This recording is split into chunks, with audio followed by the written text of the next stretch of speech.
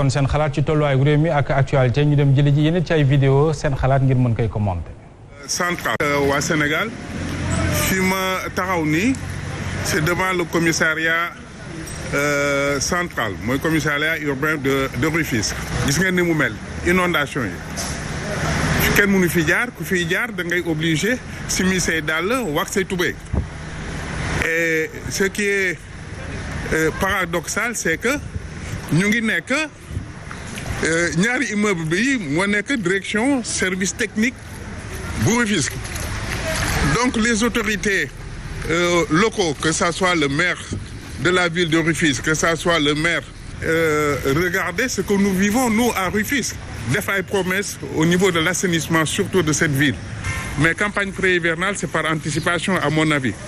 Su doon def nañ ko correctement kon Tëngéej du inondé comme ni mu inondé jërë ngeen jëf. Asalaamaaleykum mbokku Sénégal mbokku Ziguinchor mbokku Casamance ñi nga xamante ne ñoo dëkk depuis ci mun naa quartier Bukot bi yëpp surtout ñi nga xam ne ñoo gën a jege marché bi wàcc dem Stella Belfort dem Boye Escale noonu problème bii dañ fiy jànkonteel affaire assainissement yi ñoom ñëpp jaar nañ ci ku nekk wax nga li ngay wax ba pare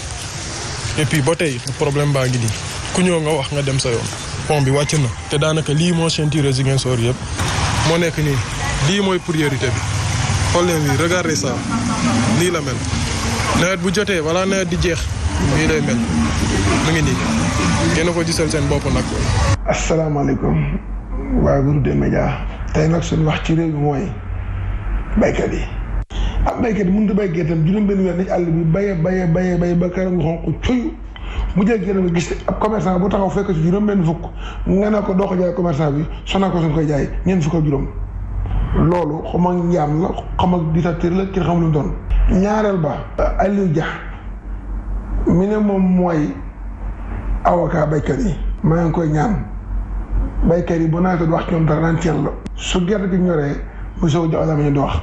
te mu dimbalee kaasal baykat yi seen gerte gi ñoo ko moom kenn moomu leen fu la neex la ko jaayee maa ngi leen gërëm. mën ngeen def ni ñoom envoyé seen vidéo joxe seen xalaat envoyé ko kon ci numéro WhatsApp groupe des médias Haj Mansour. man ki mujjee wax ci moom laay ñëw parce que point boobu man toujours dama koy kaas mënoo bay ba nawet bi jeex kenn joxu la jiwu kenn utalu la machine kenn joxu la fas kenn waxu la fi ngay bay ba noppi ñu ni la kii ngay jaay mais daaw baykat yi teel lañ ci yeewu parce que boo seetlee Sénégal Sonacos moom daaw dafa perte daaw moom jaayuñu ko lu bëri même chinois yi leen di exiger ñu koy jaay loolu du yoon c'est-à-dire que baykat bi faw mu jàngal boppam bu bayee ba noppi chinois beek kii def mbàpp ak nguur gi yëpp mu am contrôle mën a téye gerteem jàngal boppam transformation parce que gerte amul luñ ciy sànni ngooñu gerte xottu gerte kembu gerte diwu gerte lépp dafa am valeur da ngay ñëw jaay benn kilo gerte 500 francs kilo gerte boobu ñu def ko juróom-ñetti pàcc yoo xam boo duggee ci boutique ñu jaay la ko benn 1000 francs baykat yi loolu la ñu war a xam te lànk nag jàkkaarloog nguur gi bañ tee nangooti bu ñu yebee seen saaku gerte ay gendarme di leen dogaale ci àll bi di leen wax fan la ñu koy jaayee loolu laa ni du dëgg du yoon. du dëgg du yoon Birame Touré ci wàllu inondation yi. wàllu inondation je pense que bu fekkee ne chaque année bu taw amee ñu xalaat inondation ci yenn gox yeeg goxaat rawatina foofu ci Rufisque ak ci banlieue bi ba pare muy problème boo xam ne dafay dellu si chaque année ça veut dire que am na effort bu ñu waroon def te defuñu ko am na xaalis boo xam ne dugal nañ ko ci pour la gestion des inondations lu jëm ci wàllug assainissement lu jëm ci wàllug ndox mi nga xam ne dafay jóge ci taw di dugg ci yenn ci ay kër yi loolu yëpp bu fekkee ne defuñu ko mu indi tey inondation am na laaj boo xamee ni njiitu réew mi ci boppam war na ko laaj service yi nga xamee ni moom la ñu dénk wàllu woowu ndax kon dugal nañ ci xaalis boo xamee ni finalement amul benn jeexital ndax ba léegi c'est la même situation que population yi di dund mu ci Rufisque ak ci yeneen gox yu nekk ci réewum Sénégal rawatina fii ci Dakar. ñu dem jëli ji yeneen vidéo ak seen xalaat. campagne pré-hivernale c'est par anticipation à mon avis. Mame Birame Thiam président ASCOSEN de l'arrondissement de Katakel plus précisément de la commune de Nganda. voilà ñun lu ñuy jaaxal mooy suñ problème ak Sénélec. Sénélec dafa ñëw jógee Kaffrine ñëw fii coupé dëkk bi yëpp ñu remonté histoire bi ba tey amul lenn lu nga xam ne tontu nañu si. alors que ñoom ñoo waroon a ñëw fayeeku si ñëwuñ fayeeku ñu temps Covid bi la ñëwuñ ñun demuñ ñu ñëw coupé dëkk bi yëpp. te ñoom am nañ fi ay bureau yu nga xam ne kenn nekkul si bureau yi dañ leen tëj kenn nekkul fi te ñoom duñ exécuter notu seen directeur bi parce que l'ex directeur waxoon na ne bu kenn coupé weekend ba tey ñu ngi daw seen kaw suñu bon de coupure yi ba tey remboursé wuñ ñu dara loolu la ñuy laaj ñun ban Sénégal lañ nekk. en fait asalaamaaleykum yéen waa Sen TV man maa ngi tudd Moussa Ngop maa ngi wootee fii si diwaanu Diourbel en fait ñun nag élève la quoi en classe de troisième war a def examen mais bu leen xoolee suñu ay papier moo taxoon ma leen di woo quoi parce que actuellement mënuñoo jot suñu ay papier yi nga xamante ne moo ñu permettre ñu def examen mooy maanaam extrait de naissance ak yooyu parce que bu leen xoolee waa justice ñi nga xamante ne mooy tribunaux yi nga xamante ne ñoo yoru wàllu yooyu ñoom ñu ngi à grève à chaque fois dañuy dem ñu naan dañoo nekk en grève dañoo nekk à grève te bu leen xoolee actuellement chef d'établissement yi ñoom dañoo fixé seen ay dernier délai vraiment pour dépôt ñu déposé ko pour mën a def examen actuellement nag boo xoolee beaucoup d'élèves instant bi fii si Diourbel boo xoolee risque nañ bañ a def examen man mii di wax ak yow si laa bokk ñoom daa ñaan daal ñu jàppale ñu vraiment ñu mën a jot suñu ay papier bu mën a def examen parce que temps baa ngi dem toxaarul kenn. waaw D-Media ñu leen siyaar di wax ni corona bi ne ci nit ñi ànd ak tey ak dal xam ne lu si suñu borom wàcce la ca moom rek moo ko fi mën a jëlee sablu nag mënul ñàkk mais nag man sama gëm-gëm mooy nit ñi li ñu war a def nañ koy def nañu màggal nañu gàmmu nañu cant mais bu ñuy feebar bi tànk mi ngi fi dara dootu dox loolu leneen la loolu day rey nit ñi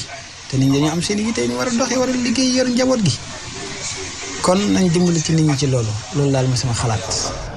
Abdoulaye Mbow sa xalaat ci xalaat yi fi jot a jaar. waaw damay ñëw rek si li nga xam ne moo di wàllu grève xam nga ñemeeku nañ ko fii si biir justice bi mais dañuy seetlu ni kii nga xam ne mooy ministre bi fi nekk di Malick Sall bi mu ñëwee ba léegi dafa affiché benn comportement de radicalisation alors que dafa war a engager li nga xam ne moo di le dialogue permanent avec les acteurs de la justice avec la famille de la justice moo xam mu jëm si wàllu UMS moo xam mu jëm si wàllu SYTJUST li nga xam ni justiciable Sénégal bi mu ngi koy dund si wàllu grève justice SYTJUST bi dafa jéggi dayoo gis nga ndaw soo ci nekk Diourbel ñoom amuñu kayit te dañoo war a def examen ndax lan grève bi nga xam ne nemmeeku nañ ko si greffier yi moo taxit ma ne ay menace du faj mbir mi ay ñu ngi koy waxatee faire peur du faj mbir mi donc dañoo war a xoolaat bu baax li nga xam ne moo di position bi président de la république tam na jël véritablement responsabilité am woo ministre am garde des Sceaux wax ak moom ne ko nag da nga war a am une position de flexibilité parce que defoon nañu fii li nga xam ne moo di waxtaan man maa si ñëw na ay décret si jamono yi Issa Maïla Madior Faye jamono jooju Mahammed Abdallah Dionne moo defoon li nga xam ne moo di négociation yi donc c'est juste lu muy laaj dëgg la métti na si li nga xam ne moo di sénégalais bi waaye ngal ministre bi tamit na bàyyi tuuti position de radicalisation bi nga xam ne am na ko mën a waxtaan li nga xam ne moo di famille justice bi ngir ñu mën a trouver des solutions urgentes parce que sénégalais yépp a ko soxla. pays africains yi fi ñu toll Sénégal ci la bokk amul benn ministre bu bokk ci benn gouvernement buy doxal lu la neex ba handicapé tey justice bi bu Sénégal ni mu handicapé woo lu dul ni la ngay def ko jiite réew mi yëg na ko kon lépp dafay delluwaat ci président Macky Sall la ñuy interpeller pour mu régler situation bi bu fekkee ministre de la justice am na ay comptes yu mu régler ak liggéeykat yi en tout cas nañu bàyyi xel ci population bi nga xam ni kii élève le troisième lay def effectivement na papier yi ñu soxla sans compter ñi nga xam ni ci wàllu mariage yi ci wàllu création d'entreprise yi bëri na tey loo xam ni ci wàllu doxalinu koom-koom dafa handicapé mën na ci indi solution mais nag xalaatuma solution ñëw ci parce que bu fekkente ni dañuy jël ñu nekk ay garde pénitentiaire di leen tàggat jël ñeneen ñoo xam ne seen xam-xam màccul ci wàll boobu ak tàggat greffier li mu laaj lépp ku bu ñu naroon na respecter accords yi ñu signé woon 2018 kon duñu egg ci jël ñu seen xam-xam màccul ci wàll boobu di leen tàggat pour ñu remplacer leen. moo tax ma ne am na luy ñuul ci soow mi lu ñu waxagul te fu mu jëm di doon fu baax. fu baax Birame Touré. tey ci conseil des ministres ministre de la justice ndax ci yoon lay des ba léegi moom ci communication am ci lan dong la wax muy utilisation du bracelet électronique mooy ñi nga xamee ni dañ leen war a mën a génne ci kaso ngir mën a afal kaso yi. takkal leen bracelet électronique mais yaakaar naa ne bi ñu def communication ci conseil des ministres ci kanamu président ak yeneen i naataangoom di ay ministres mënoon naa wax ci situation bi xew tey ci justice ndax bu weesoo grève bu syndicat des travailleurs de la justice beneen situation am na ak union des magistrats du Sénégal ndax dañoo jël kenn ci ñoom di ab magistrat jële ko fi mu nekkoon ndax dafa atte koo xamee ne kilifa la ci wàllu diine li ñu ko mën a waxee tëjlu ko ci kaso bi ñu jële ko fa indi ko Thiès mu indi beneen coow boo xamee ni moom dafa nekk tey ci ñaari front na lijjanti front yooyu ba noppi ndax bu ko deful askan wi ñoom ñoo ci ni justiciable yi ñoom ñoo ciy sonn finalement na wax ci wàllu woowu rawatina bu nekkee ci conseil des ministres ci communication